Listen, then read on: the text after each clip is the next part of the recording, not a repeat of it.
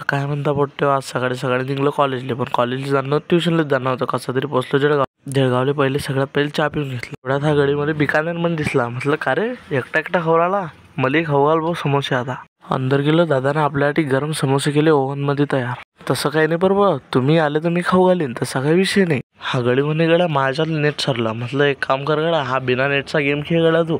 कशाचा आवडते, कमीत कमी 5-6 बट्टे ना हाच गेम चालू केला रे बा. गप्पा गपनिरा खेळले रे बा हाच गेम. आणि आम्ही तरी गेम खेळू राहिलो तेवढ्या त्या पोट्टे झमकले रे बा इकडे. म्हटलं पा इकडे कशी झमकली आता यायची. अरे बेकार, मार मार मार मार मार.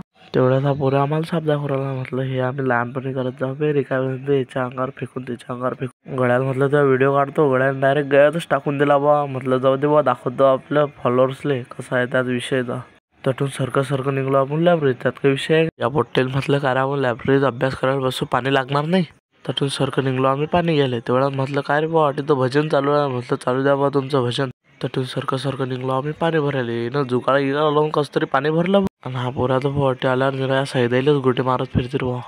पण निशाणा कशा लागते, घेतलं पाणी निघलो आपण लायब्ररीत थेट फटाफट. लायब्ररीत तर गेलो पण डायरेक्ट बसलो. संध्याकाळच झाली बा. म्हटलं चला आपण चहा प्यायलाच जाऊ बा, त्यात काही विषय आहे का. तटून आम्ही डायरेक्ट मेन चौकात गेलो चहा प्यायला.